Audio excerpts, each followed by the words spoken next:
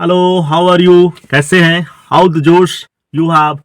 देखिए, आज exam tutorial 3M पर आप सभी का बहुत बहुत वेलकम और अभिनंदन है। और आज हम लोग बात करेंगे बेसिक चीज पर। जैसे मान के चलिए कन्वर्सेशन हमारा हिंदी में ही चलेगा, जो भी ग्रामर का टर्म्स है इंग्लिश ग्रामर का उसको हम इंग्लिश में ही बोलेंगे। बट हमारा जो कन्वर्सेशन है वो इंग्लिश और हिंदी दोनों को मिक्स करते हैं तो क्या बोलते हैं, उसको इंग्लिश बोलते हैं ना। तो ठीक है, उसी माध्यम में मीडिया में हम लोग आपस में बातचीत करेंगे। आज हम लोग जो बात कर रहे हैं वो बात कर रहे हैं पार्ट्स ऑफ स्पीच पर।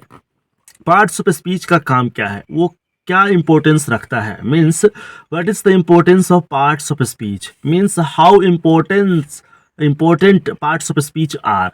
कहने का तात्पर्य ये है कि पार्ट्स ऑफ स्पीच का महत्व तो है और कम महत्व नहीं है, बहुत ज़्यादा महत्व है पार्ट्स ऑफ स्पीच का। जैसे अगर इंग्लिश में हम बात करें, इंग्लिश में जितने भी वर्ड्स का यूज़ हम लोग कर रहे हैं, means we are speaking English and all the words that are used in English are classified in 8 groups। कहने का तात्पर्य ये है कि जितने भी अंग्रेजी में शब्द हैं सारे के सारे शब्दों को उनके कार्य और फंक्शन के हिसाब से, यूज के हिसाब से 8 पार्ट्स में, 8 ग्रुप में हम लोग क्लासिफाई करते हैं।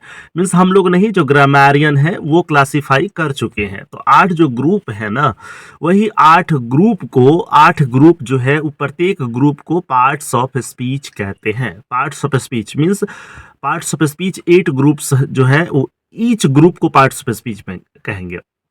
पहला ग्रुप क्या है? नाउन है, प्रोनाउन है, फिर एडजेक्टिव है, वर्ब है, एडवर्ब है, प्रीपोजिशन है, कंजंक्शन है, इंटरजेक्शन है। और ये जो पार्ट्स ऑफ स्पीच है, ये पार्ट्स ऑफ स्पीच का इम्पोर्टेंस ही बहुत ज़्यादा है। आप जो इंग्लिश में ट्रांसलेशन करते हैं या फिर ट्रांसलेट करते हैं या इंग्लिश का जो रीडिंग देते हैं, रीडिंग में जितने वर्ड्स आता है, जैसे मान के चलिए कहीं पर अगर लाइन में लिखा हुआ हो, पैराग्राफ में लिखा हुआ हो वी आर स्टडीइंग, तो वी क्या है? पार्ट्स ऑफ स्पीच में जो 8 पार्ट्स ऑफ स्पीच है उनमें से कौन से ग्रुप में बी को रखेंगे, आर को कौन से ग्रुप में रखेंगे, फिर हम लोग स्टडिंग को कौन से ग्रुप में रखेंगे, और हियर अगर वी आर स्टडिंग हियर तो हियर को कौन सा ग्रुप में रखेंगे। तो वी क्या है? बेसिकली वी को हम लोग प्रोनाउन कहेंगे, आर को हम लोग हेल्पिंग वर्ब कहेंगे, स्टडिंग को मेन वर्ब कहेंगे। तो अगर इस प्रकार से सारे वर्ड्स को हम लोग क्लासिफाई करते हैं तो किस आधार पर किए? कोई तो क्राइटेरिया होगा ना, कोई तो नॉलेज होगा पहचानने का कि हम लोग इसको पहचानेंगे कैसे। उस पहचान के आधार पर उसको हम लोग क्लासिफाई किए। तो पहले, सबसे पहले इंग्लिश जब भी पढ़ना है, समझना हो, ग्रामर समझना हो बेसिकली, तो हम लोग को parts of speech basic needs है, उसको मना डीप अध्ययन करना जरूरी है। कंसेप्ट उसका पूरा क्लियर करना नेसेसरी है। जितना कंसेप्ट हम लोग क्लियर करेंगे तो वही कंसेप्ट हमारा काम आने वाला है।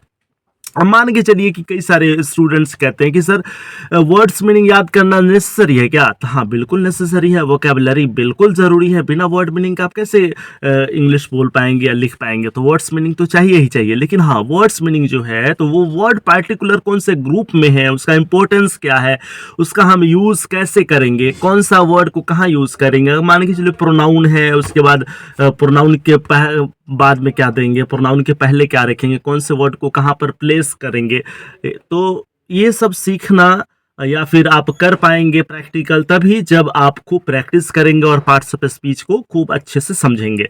तो ठीक है, हम लोग नेक्स्ट क्लास को पार्ट्स ऑफ स्पीच से ही शुरू करते हैं और कल हमारा अगला जो वीडियो होगा ना पार्ट्स ऑफ स्पीच पर ही होगा। फिर पार्ट्स ऑफ स्पीच के बाद हम लोग noun, pronoun, adjective, verb, adverb, preposition, conjunction, interjection, इन सभी टॉपिक्स पर बहुत अच्छे से डिस्कशन के साथ, एग्जाम्पल के साथ, क्वेश्चन सॉल्विंग के साथ हम लोग क्लास को अपना educational platform exam tutorial 3M पर रखेंगे। ठीक है फ्रेंड्स, फिर हम लोग नेक्स्ट वीडियो में मिलते हैं। तब तक के लिए आप हमारे चैनल पर बने रहिए, एजुकेशन को एनहेंस करते रहिए, इस चैनल के ग्रुप को और अपने दोस्तों के पास शेयर करिए ताकि नए नए स्टूडेंट्स को हमारे साथ जुड़ने का मौका मिले। थैंक यू, धन्यवाद।